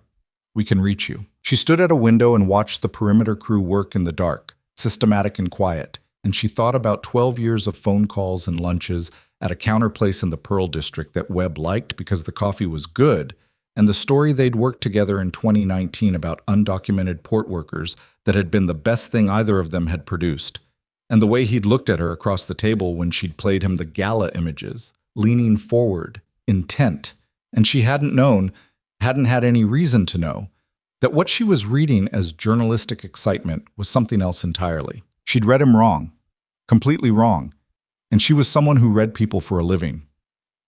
That was what sat heaviest. Not the betrayal itself, but the failure of her own perception. They reached Sovi Island just after 2 a.m, Damien driving, one of Callum's men in the vehicle behind them, the roads empty and black and slick from earlier rain. The clean house was a single-story structure set back from the road behind a screen of alder trees, the kind of place that looked like a fishing cabin and had been used as one, once, before Reyes's network had acquired it for operational purposes. A light was on inside. Damien cut the engine 100 meters from the driveway. He can't know I'm coming, she said. He won't. You go in first. Tell him you have a new development. You need his assessment. Something that requires his expertise. He'll want to seem useful. Damien looked at her in the dark of the car. And then? Then I come in, she said, and we see what his face does. The thing about a trained photographer was that you developed a very specific relationship with the human face. You learned to see it faster than it could manage itself, faster than the conscious mind could instruct it to perform. A face could lie. A face could not lie fast enough. Damien went in alone. She waited 4 minutes by the clock on the dashboard, which was 4 minutes of sitting in a dark car on a dark road, while her blood moved fast and everything in her was very awake, very present, the way it had been in the river, the way it had been on the riverbank. She got out and walked to the house and opened the door. Webb was sitting at a small table with a coffee mug, and Damien was standing near the window. And when she came through the door, Marcus Webb's face did 3 things in less than 1 second. First, recognition. Second, relief. Genuine, unmistakable. And then, just behind it, almost simultaneous, something else. A recalibration. The eyes going fractionally flatter, the shoulders settling differently, the smile that came up half a beat too late. Third, the managed version. The friend. The worried contact. Elara, thank God. Where have you been? I've been... Stop, she said. He stopped. She pulled out the chair across from him and sat down and put both hands flat on the table between them and looked at him. The Delaware entity, she said. MTW Pacific Holdings, 11 months. Do you want to tell me the number, or should I tell you? The managed version held for exactly 4 seconds. She counted them, watching his face do the math. What she knew, how she knew it, whether there was a play available. There wasn't. She could see the moment he understood that. What was left when this managed version finally let go was something she hadn't expected, which was that he looked tired. Not frightened, tired. The bone-deep exhaustion of a man who has been carrying something heavy for a long time and has just been told he can put it down, even if putting it down means everything else is also over. How long have you known? He said. Since tonight. He nodded slowly. His hands were around the coffee mug. The compound. They found it. You gave them enough. I gave them a radius, he said. Elara, I didn't know they were going to send a team. I didn't know about the woman. He looked at the table. I didn't know about Park. Did you know about my brake lines? A long pause. I knew they were planning something, he said. I didn't know what. I told myself it was just surveillance, that they just wanted the card. He exhaled. I told myself a lot of things. She looked at him. Why? It was the only question that mattered. Everything else, the mechanics, the timeline, the specific transactions, she could reconstruct. The why was the thing she needed to hear him say. He turned the coffee mug in his hands. 3 years ago, I was inside a story about Salcedo's port operations. I had a source. They found my source. And they came to me and they said, they were very clear about what would happen if I published. He looked up. I have a daughter. She's 11. The room was very quiet. So you buried it, she said. I buried it. And then they wanted more than silence. They wanted a set of eyes in the journalism community. Someone who could tell them when things got close. He put the mug down. I told myself I'd never let anyone get hurt. Park is dead, Marcus. His jaw worked. He didn't say anything. She sat with him in that silence for a moment, and she felt the grief and the fury, and underneath both of them something colder and more complicated, because she understood the mechanism of it, understood how a person got from there to here through a series of individually survivable compromises, and understanding it didn't forgive it, but it made it real in a way that pure rage couldn't accommodate. What did you tell them about me? She said. Everything. From the beginning, he told her. It took 20 minutes. She listened without interrupting, cataloging, organizing, identifying every piece of intelligence that had moved from her through Webb to the Salcedo network over the past 5 days. The photograph, her copies, the compound's approximate location, Reyes's connection to Damien's network, the plan to reach a prosecutor. When he finished, she looked at Damien, who had been standing at the window the entire time, still as something load-bearing. They know about Adler in Seattle, she said. They'll move to block the approach before we can make contact. Damien nodded once. And they know about the second layer of your documentation, she said. Or they know it exists. Yes, he said. She looked back at Webb. He was watching her with the expression of a man waiting for a sentence to be read. She didn't feel the satisfaction she'd expected to feel. She didn't feel much of anything that was simple. "You're going to help us fix this," she said. He blinked. "Not because I forgive you. Because a woman is dead. And because the people who paid you for 11 months also put me in a river and you are going to carry that." She leaned forward slightly. "And because you have a daughter, Marcus.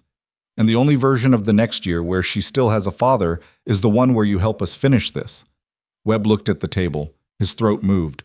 "What do you need?" he said. She sat back. Her shoulder ached. The tremor in her hands had been gone for the last 40 minutes, and she noticed that too, the way her body had made another of its quiet decisions about what the moment required. "Everything they think they know about our plan," she said. "Every piece of information you gave them, we're going to use against them. Every assumption they've built on your intelligence, we're going to let them keep until we're ready to move, and then we're going to move in exactly the opposite direction than they're expecting." She could feel Damien looking at her from across the room. "There's one more thing," she said to Webb. "The second layer of Damien's documentation, the names above Mendez and Rios. What did you tell them about it?" "I told them you had access to a source with significant organizational intelligence," Webb said. "I didn't know specifics. But they know it exists." "Yes." She looked at Damien. "How high does it go?" He held her gaze, and in the low light of the Sauvie Island cabin, with the rain starting again outside and Webb's coffee going cold between them, he finally said the name he'd been holding back. She heard it, and understood immediately why the Salcedo group wasn't just sending Rios. They were sending everything. The name Damien said in that cabin on Sauvie Island was Senator Raymond Holt. Elara knew the name. Everyone in the Pacific Northwest knew the name. 3 terms in the Senate, infrastructure champion, the man whose face appeared on the cover of Oregon Monthly twice in the last decade with headlines about coastal economic renewal and maritime development funding. A man so thoroughly embedded in the architecture of Pacific Northwest public life that removing him would require something close to demolition. She stood in the low light of the cabin and let the full weight of it reconfigure everything. "Holt has been providing federal cover for the Salcedo Group's port operations for 6 years, Damien said. His voice was level but had that different register underneath it, the one she'd heard during the attack. Import clearances, customs flagging suppression, strategic reassignment of federal inspection personnel. In exchange, the Salcedo Group has been funding his campaign infrastructure through a network of PACs that traces back to the same Delaware shell chain that paid Webb. Webb, still at the table, didn't look up. If Holt goes down, the entire federal protection apparatus for their Pacific operation collapses, Damien continued. Without that cover, every shipment they have in transit is exposed. Every port arrangement falls apart. That's why they're not just sending Rios. They're sending everything, because this is existential for them. And for Holt, she said, Holt has more to lose than the Salcedo Group. They can rebuild. He can't. She looked at Webb. Does Holt know about me? Webb's jaw tightened. I mentioned the photographer. I didn't use your name with Holt directly. That went through Carver. But Carver briefed Holt. Carver briefs Holt on everything. She pressed 2 fingers against her temple, organizing. So Holt knows about the second documentation layer. He knows about your dossier. She looked at Damien. That's why the probe last night wasn't Rios. Holt has his own security apparatus. He wanted to assess what he was dealing with before the Salcedo Group went kinetic. Yes, Damien said. Which means we have a window, she said. Right now, between Holt's assessment team reporting back and the Salcedo Group receiving authorization to escalate, there is a gap. How long? Damien looked at Callum, who'd been standing in the doorway throughout. Callum made a sound that wasn't quite words. 12 hours, Damien said. Maybe less. She was already moving toward the door. They were back at the compound by 4 in the morning, and the next 6 hours were the most compressed of her professional life, which was saying something because she had a memory of 6 hours in Juarez once that she still occasionally dreamed about. The plan she laid out was simple in architecture and brutal in execution. Webb, operating under controlled conditions at the compound, would make contact with Carver and deliver a specific piece of disinformation, that Damien's documentation was being moved to a legal team in Portland for independent verification, that the package would be in transit by noon. This would pull the Salcedo Group's interdiction focus toward Portland, toward road and transit monitoring, away from the actual delivery mechanism. The actual delivery mechanism was Alara, not to Adler in Seattle. Adler was burned. The Salcedo group knew about Adler. Instead, she'd spent 40 minutes on a clean line in the early morning hours, reaching a contact she hadn't used in 3 years, a woman named Tereko Sato, who ran the investigative desk at a national outlet with Washington Bureau access and the specific professional credibility to put a package in front of a federal official in a way that created an immediate obligation to act rather than an opportunity to suppress. Tereko had asked 3 questions, listened to the answers, and said, "Get me the package by 2 p.m. and I'll have it in front of the right people by 4. That was the mechanism. The problem was the distance between 4 in the morning and 2 in the afternoon, across territory that the Salcedo group was actively monitoring, with a senator's private security operation also now in play. Damien sat across from her at the main table as she laid it out, and he listened the way he always listened, completely, without interrupting. And when she finished, he said, "Webb making that call is the weakest point.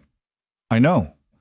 If Carver doesn't believe him, Carver will believe him because Carver has been believing him for 11 months, and people believe what their history tells them to believe." She held Damien's gaze. "Webb is very good at this. That's the thing I've had to accept. He's been very good at this for a long time." Something moved in Damien's expression. Not pity, acknowledgement.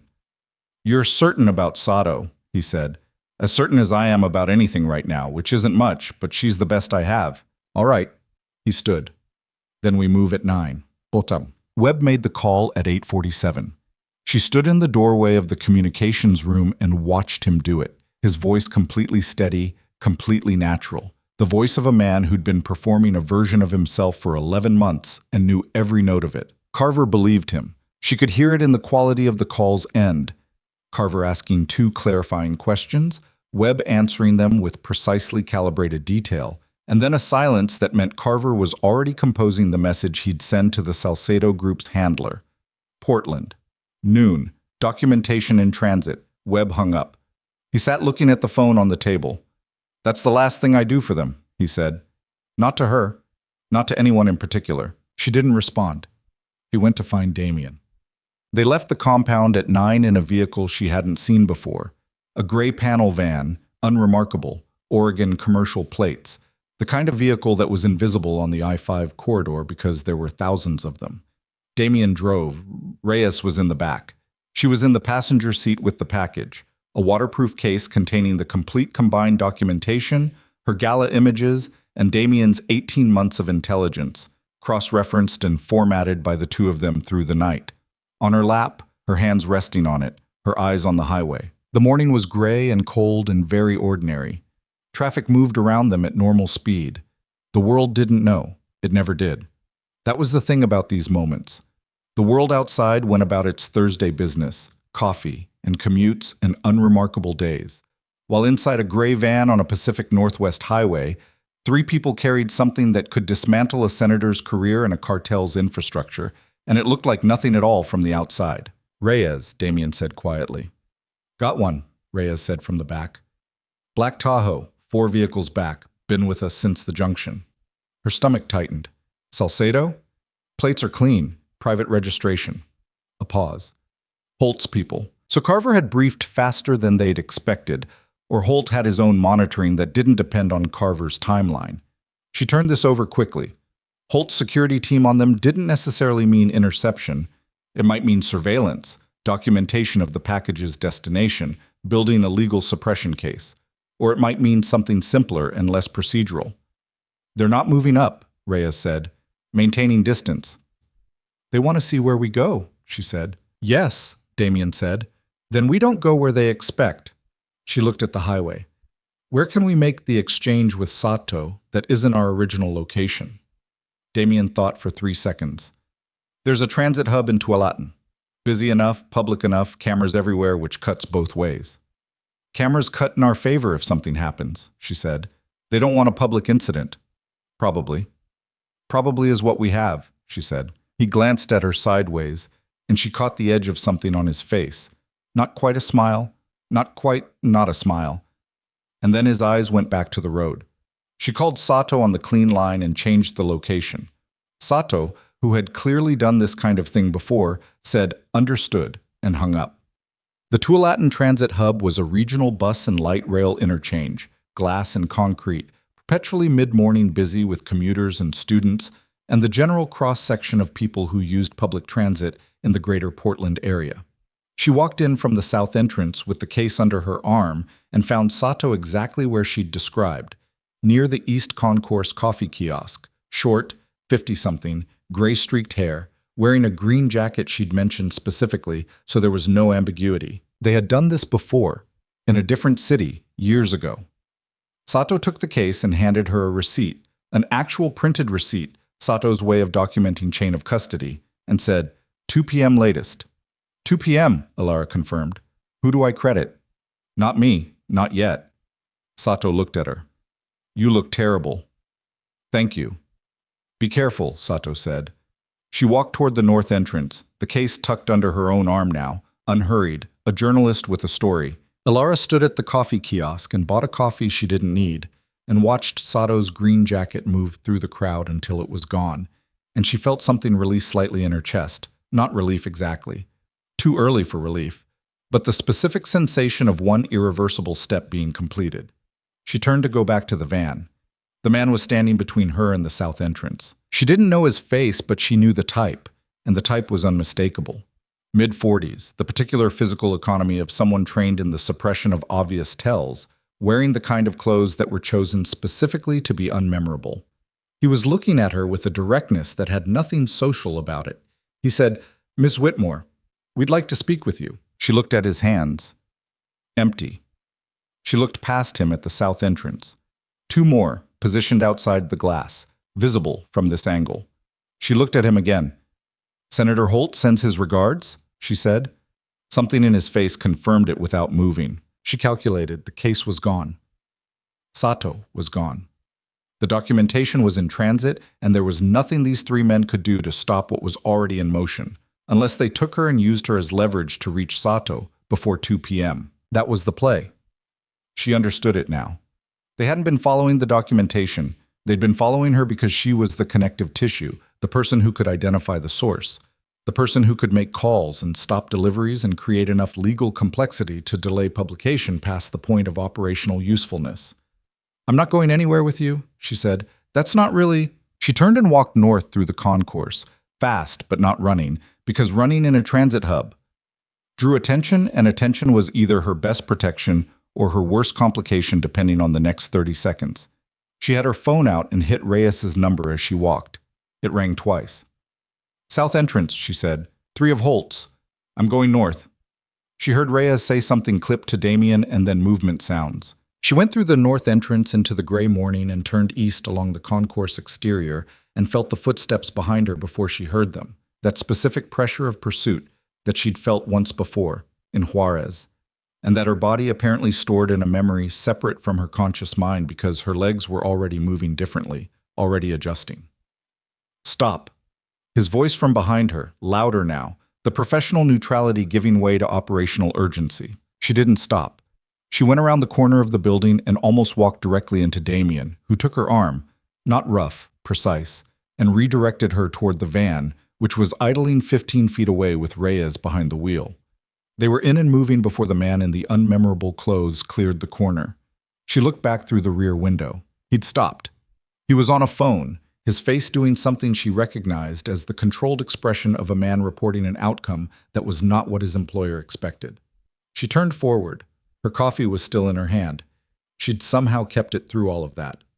Holt, Damien said. 3 of his. They wanted me to call Sato. Use me to stop the delivery. She took a breath. They'll try to reach Sato directly now. She needs to know.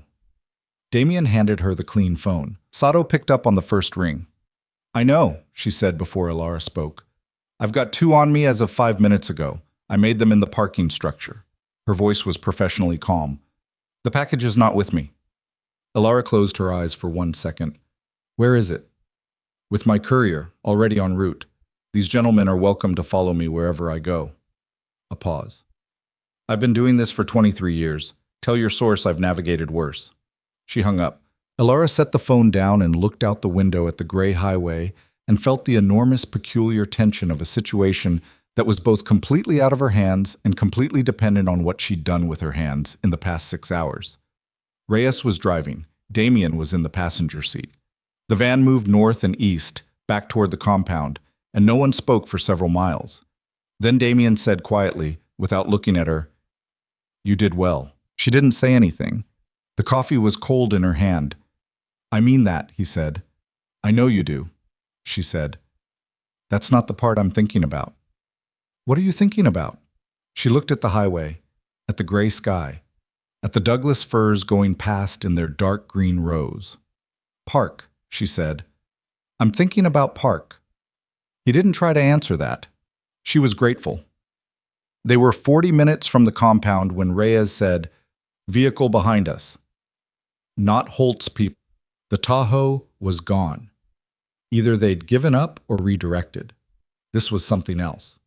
Something faster, closing the gap at a rate that wasn't consistent with highway traffic. "How many?" Damien said. "One visible. Could be coordinated." She turned in her seat and looked. A black sedan, four back, moving in the practiced way of a vehicle driven by someone with specific training. Not aggressive. Not yet. Just closing. Patient. "Rios," Damien said. It wasn't a question. Reyes checked the mirror. "Matches the description." Her heart rate did something specific, and she noted it and set it aside. He wasn't supposed to be activated, not until the Salcedo group got Holt's assessment back. "Holt's people reported 40 minutes ago," Damien said. "That was enough." She looked at him. His jaw was set, his hands on the dashboard, not the wheel. He wasn't driving, Reyes was, and she could see him calculating, running the roads forward in his mind. "The compound is exposed," she said. "Yes." "Callum, Webb." "I know." He had his phone out. The sedan was 3 vehicles back now. She watched it, and she thought about the 12 hours she'd estimated for the Salcedo group's response window. And she thought about how 12 hours was an estimate built on incomplete information. And incomplete information was the baseline condition of every situation she'd ever been in. And she thought about Park, who had been in her kitchen in southeast Portland when Rios's team had arrived. She thought about what she'd said to Webb in the cabin on Sauvie Island. The only version of the next year where she still has a father. The sedan moved up one more position. "Voss," she said. "Yes." "Whatever documentation you have at the compound, Callum needs to move it. Right now. Not to another room. Out."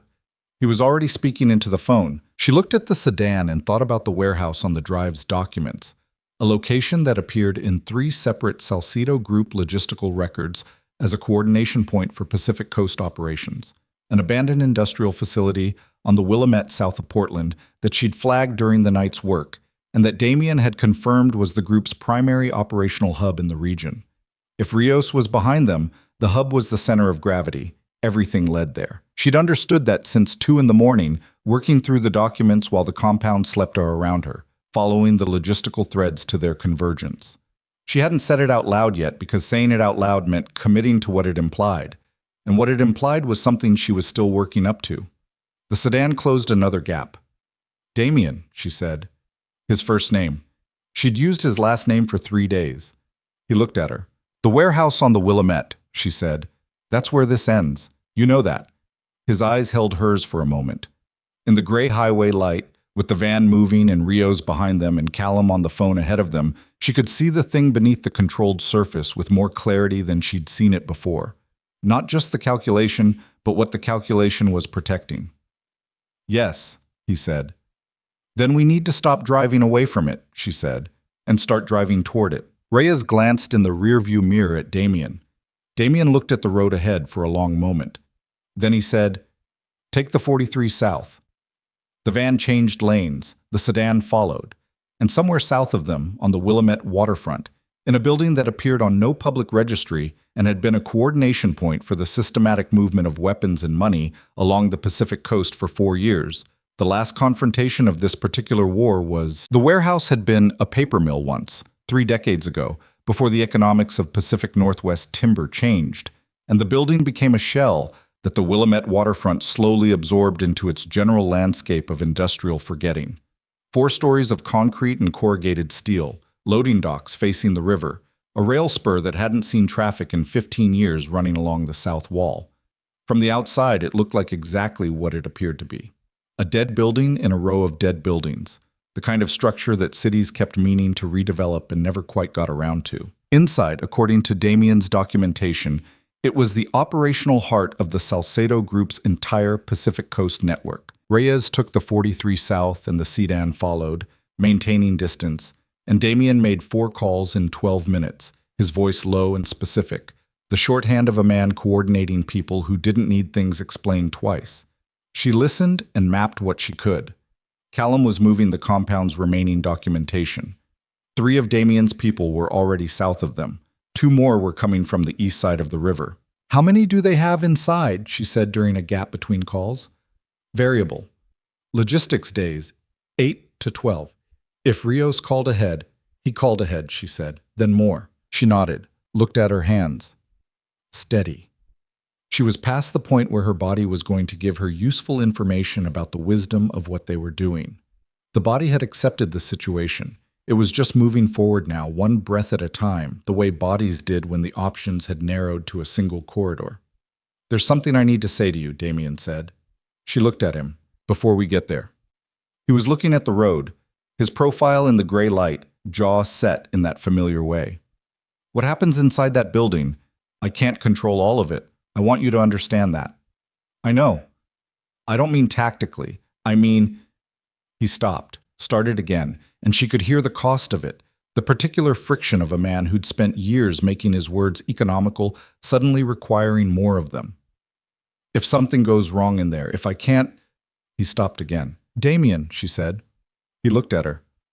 "I know," she said again, and meant it differently this time. He held her gaze for 2 seconds, then looked back at the road. Reyes, in the front seat, said nothing. He had the quality of a man who knew when to be furniture. They left the van 4 blocks north of the warehouse in a lot behind a closed marine supply company, and the sedan that had been following them overshot their position by half a block before whoever was driving understood what had happened, and by that point Reyes was already moving, and the sedan's ability to reposition was complicated by Damien's 3 people who had materialized from the east side of the street with a coordination she could see had been rehearsed, not improvised. She didn't watch how that resolved. She was moving south with Damien, through the cold morning river smell and the specific Portland waterfront quiet of an industrial block before business hours, the camera bag still on her shoulder because she had not once put it down and didn't intend to. "You brought your camera," he said, not quite a question. "I always bring my camera," she said. He didn't tell her to leave it. She was grateful. The warehouse's south entrance was a personnel door set into the loading dock wall, steel-framed, coded lock that Damien bypassed in 40 seconds with a device Reyes had handed him in the van. The particular competence of a man who had planned this approach before tonight, even if tonight was when it became necessary. The door opened onto a stairwell that smelled of river damp and machine oil and something chemical she couldn't identify. She followed him up. Second floor was storage. Crates, unmarked, in configurations that told her things she didn't need specific knowledge to understand. She photographed 2 of them from the stairwell door without stopping. Pure reflex, the shutter sound swallowed by the ambient noise of the building's ventilation. Damien glanced back at the camera, and his expression was unreadable, but he didn't stop her. Third floor was where the voices were. She heard them before the stairwell door, a low register of Spanish and English moving back and forth, the sound of a working room rather than a tense one. People who didn't yet know that the morning had gone sideways. Damien stopped on the landing and held up one hand, and she stopped, and they stood in the stairwell breathing quietly while he listened. He held up 3 fingers. She understood. 3 voices, meaning at minimum 3 people, probably more. He looked at her, held her gaze, then pointed at her, then at the wall beside the stairwell door, and made a staying motion. She shook her head. His jaw tightened. She shook her head again and held up the camera, and he read what she was saying. "I'm documentation. I'm the reason we're here. I'm not waiting in a stairwell." And she could see him calculating the argument and the counter-argument and the time it would take to win it versus the time they had. He moved to the door. She followed. What happened in the next 4 minutes she would remember afterward, in the specific fragmented way of extreme experience. Not as a continuous sequence, but as a series of high-resolution images, which was perhaps appropriate. The room was large and lit by work lights strung from the ceiling beams, 4 men visible initially. the nearest one turning toward the door with an expression of pure operational surprise that lasted less than a second before training took over. Damien moved into the room with a directness that was nothing like violence in the movies, none of that choreography, just a controlled and systematic efficiency that was harder to watch than choreography because it was real. Reyes had come through a secondary entrance she hadn't known about, north end of the floor, and the coordination between them had the quality of something deeply practiced. She was against the east wall, camera up, shooting. The muscle memory was absolute, her body holding the professional position while her mind did something else entirely, some split state she'd experienced before in difficult field situations, where the photographer and the person inhabited the same physical space without fully overlapping. The fifth man she didn't see until he was between her and the wall. It was large and he moved fast and he had her arm before she could fully process that he was there, a grip that was nothing like Damien's grip in the river. That had been precise, purposeful. This was pure containment, and for a moment that lasted too long. He had her pinned against the east wall with her camera crushed between them and her right arm at an angle that was generating a very specific and clarifying pain. She drove her heel onto his instep and her elbow back into his ribs simultaneously, the way she'd been taught in a self-defense course 8 years ago that she'd thought at the time was excessive professional caution. He didn't release her arm, but he moved, slightly, enough, and she torqued sideways and got her back to the wall and got a half-second of space. Damien crossed the room in 3 steps, and she didn't see exactly what happened next because she was looking at the floor, catching her breath, holding her right arm against her chest, where something in her shoulder was singing a very high note. When she looked up, the man was on the floor and Damien was standing over him and breathing, actually breathing. For once the controlled surface not entirely in place, his eyes finding her across the room. "Elara, I'm fine," she said. Her shoulder wasn't fine, but that was a later problem. His eyes moved over her face and hands the way they had on the riverbank, that clinical inventory. And something in his expression when he confirmed she was functional was not clinical at all. He looked away. Rios was on the 4th floor. She knew it was Rios because when they came through the stairwell door, he was the only man in the room who didn't move. 4 others moved, toward secondary exits, toward cover, the various responses of people operating on threat response training. Rios stood at the center of the room beside a table covered in documents and a laptop showing what appeared to be port manifests. And he watched Damien come through the door the way you watched something you'd been expecting. It was smaller than she'd imagined from the description. Late 40s, compact, with a stillness about him that she recognized as the same quality Damien had, the absence of unnecessary movement, except where Damien's stillness felt like contained precision. Rios's felt like compressed violence, the specific quality of something waiting for permission. "Voss," he said. "Rios," Damien said. They looked at each other across the room for a moment that had the particular texture of 2 men with a significant shared history that was about to conclude. "The photographer," Rios said. He looked at her. His eyes were dark and entirely flat. "The loose thread." "The journalist," she said, because she was tired of being called a photographer by men who meant it as a diminishment. Something moved in his expression. Not offense. A small recalibration. "The package is already in transit," she said. "Sato has it. By 2 p.m. it's in front of a federal official who isn't Carver and isn't reachable by Senator Holt's people. Whatever you do in this room doesn't stop that." Rios looked at Damien. "She's right," Damien said.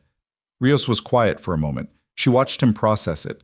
Not breaking, nothing as dramatic as that, just the specific stillness of a man doing rapid strategic arithmetic and arriving at a sum he didn't like. "Holt," he said finally. "Holt is in the documentation," Damien said. "Everything. 6 years. He'll fight it."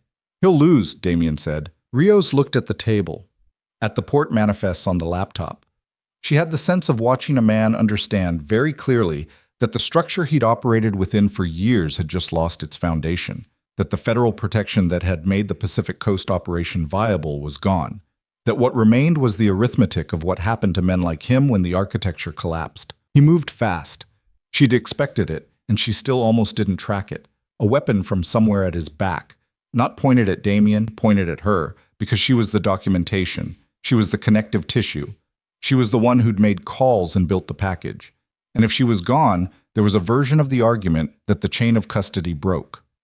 Damien moved at the same moment. The shot was loud in the concrete room, loud in a way that wasn't like the movies, a physical impact of sound that hit her chest and rang in her ears. And for one suspended moment, she genuinely didn't know if she'd been hit, because the shock of the sound and the shock of the motion were indistinguishable from each other. She hadn't been hit. Damien had moved into the line between her and Rios in the same instant that Reyes, from the north end of the room, had fired once, and Rios was down, and Damien was against the east wall, sliding, his left hand at his side. She was across the room before she knew she was moving. "How bad?" she said. He looked at his hand, which he'd pressed against his left side below the ribs. Looked up at her. "Not," he breathed. "Not fatal. I've had worse." "That's not reassuring," she said, and her voice broke slightly on the last word, the first time it had broken in 3 days. And she pressed her hand over his and felt the warmth and the wet, and the very specific terror of proximity to someone she had apparently, without fully deciding to, come to care about in ways that this was not the moment to examine. "Elara." His voice was lower now, the controlled register giving way slightly to something underneath it, the thing she'd been reading in pieces for 3 days finally visible all at once. "The documentation is handled," she said. "Sato has it. It's done." He let out a breath. His head went back against the wall, and he closed his eyes for a moment, and she kept her hand over his, and felt his pulse under her fingers, and thought about the Tillamook River, and a grip like iron closing around her wrist in the dark. "Ambulance," she said to Reyes, who already had his phone out. "I was in surgery for 3 hours." She waited in a hospital corridor in Portland, a real hospital, not a compound, with fluorescent lights and the smell of disinfectant, and the ordinary human traffic of a Thursday morning emergency department. And she sat in a plastic chair with her camera bag on her lap and her phone in her hand, and she waited. At 11:47, Sato sent a message. "Package delivered. Wheels in motion. Stay available." At 12:15, a news alert moved across her phone screen. Federal investigators executing search warrants at 3 Portland locations in connection with an organized crime investigation. Senator Holt's name was not yet in the alert. It would be by evening. At 1 p.m., Callum appeared in the corridor and sat down 2 chairs away from her without speaking for a few minutes, and then said, "He's been shot before. He's harder to kill than most people have reason to be." "That's not reassuring either," she said. Callum almost smiled. "No," he agreed. "I suppose it isn't." Webb called at 1:30 from a number she didn't recognize. She picked up. "I saw the warrants," he said. "Yes." "Holt?" "By tonight." A silence. "I need to turn myself in," he said. "I know that. I've known it since the cabin." She looked at the corridor floor. "I know a lawyer," she said. "She's good. She'll tell you what cooperation looks like from a legal standpoint." "Will it matter? Cooperation?" "It matters to you," she said. "That's enough of a reason." Another silence. "Elara." His voice was different now, the performance of it fully gone. What was left something older and more genuine and more damaged. "I'm sorry, I know that it doesn't fix Park," she said. "No." "But call the lawyer," she said. "Her name is Diaz. I'll send you the number." She hung up and saddled with the phone and thought about 12 years of lunches and stories and the particular intimacy of professional trust and what it meant when that trust turned out to have been built on something that wasn't there.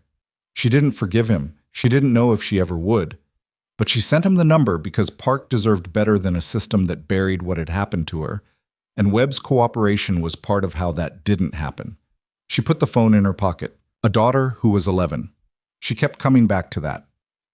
The surgeon came out at 2:47 and said the word stable, and Elara's whole body exhaled in a single long release that she hadn't fully known she was holding.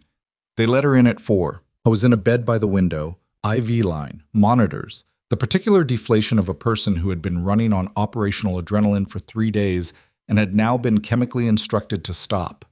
He looked, she thought, more like a person and less like a function than she had ever seen him look, which was either the surgery or something else. He looked at her when she came in and said nothing for a moment. "Sato," she said. "I know. Reyes told me." His voice was rough from the anesthetic. "Holt. By tomorrow it'll be everywhere." He nodded. Looked at the window. Outside was the flat gray Portland afternoon, clouds moving in off the coast, the city going about itself below. "The Salcedo group," he said. "Without Holt's cover, without Rios, without the port infrastructure, they can rebuild. Somewhere else. Give it 5 years. Maybe, she said. But not here, not like this. Not like this, he agreed. She sat in the chair beside the bed. Her shoulder ached with a slow, grinding persistence that she'd been ignoring for 6 hours and could no longer entirely ignore.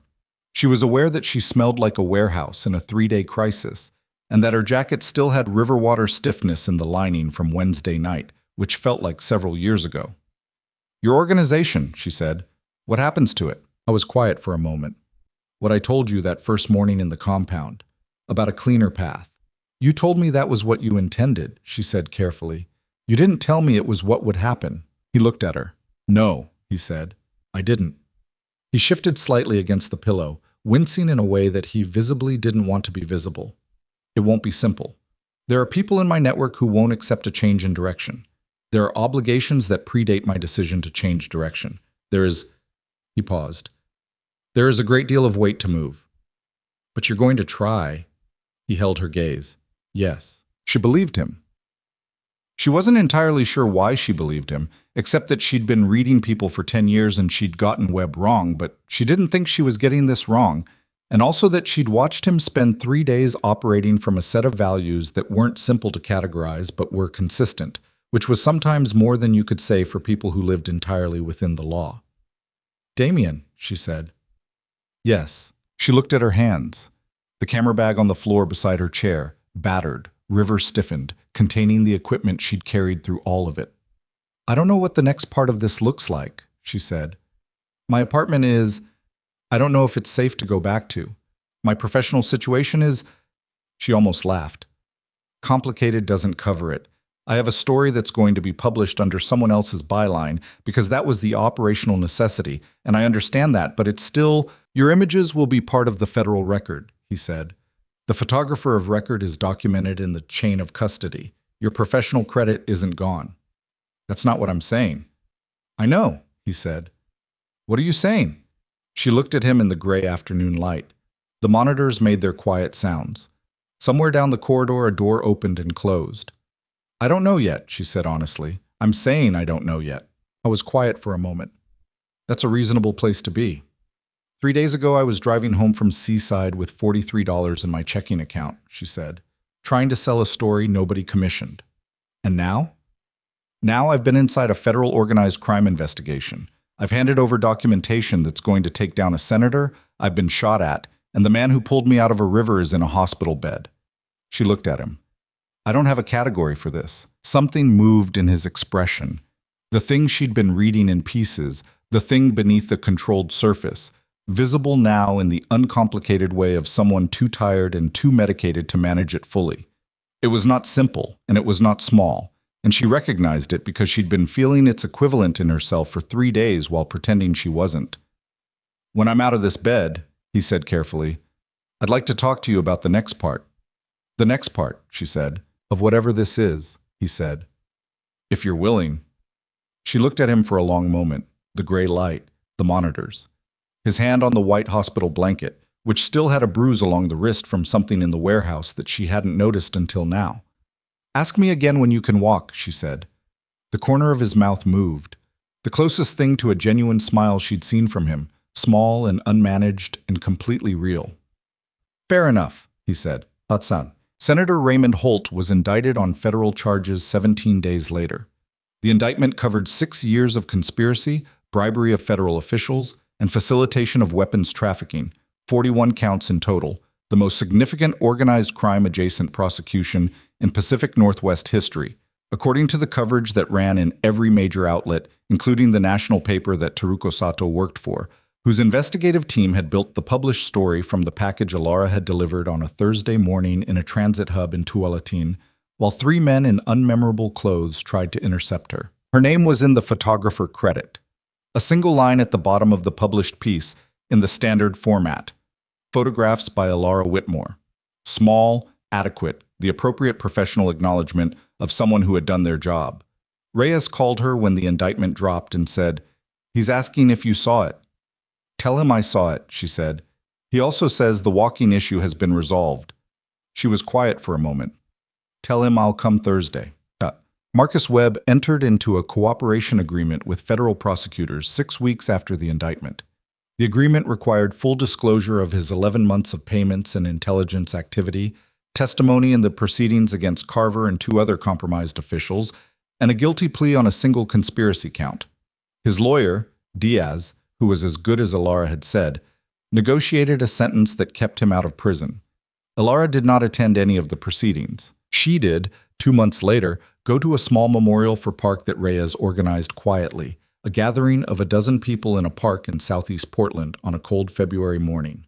She stood at the back and said nothing, and afterward walked home, through a city that didn't know what had happened in it, which was the usual condition of cities and usually didn't bother her, and on that particular morning did. She photographed the memorial.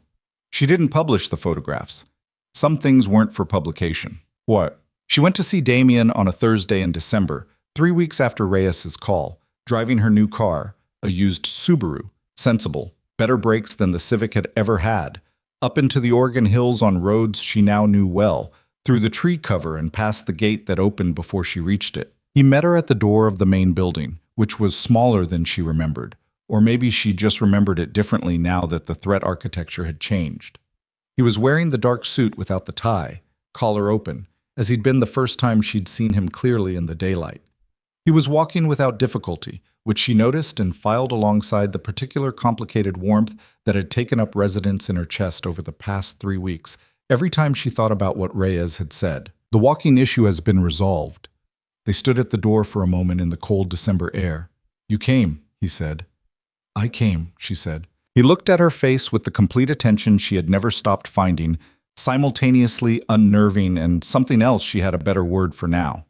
Then he held the door and she walked past him into the warmth of the compound's main room, where a fire was going in the stone fireplace, and the table had been cleared of its operational debris. And through the tall windows, the Oregon hills were white with the first snow of the season, quiet and very still. She set her camera bag down. He sat across from her at the table, and she sat.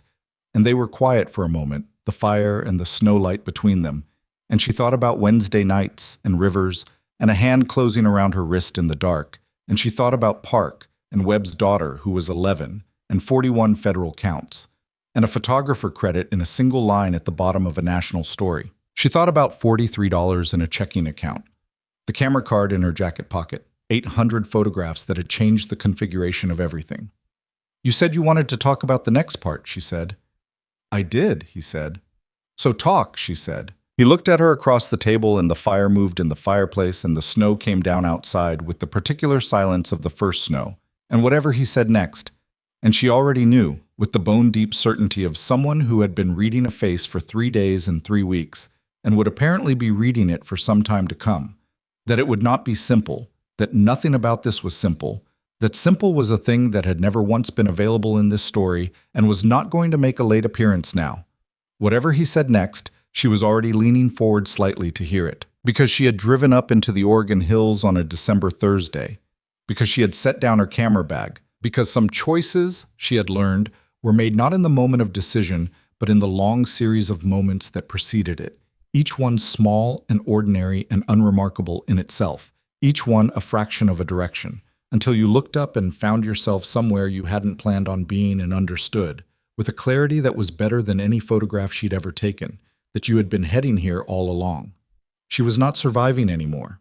She was beginning. And that after everything, the river and the warehouse and the hospital corridor and all the cold, difficult, unglamorous miles between them, was the most extraordinary thing she had ever photographed with a camera that wasn't in her hands.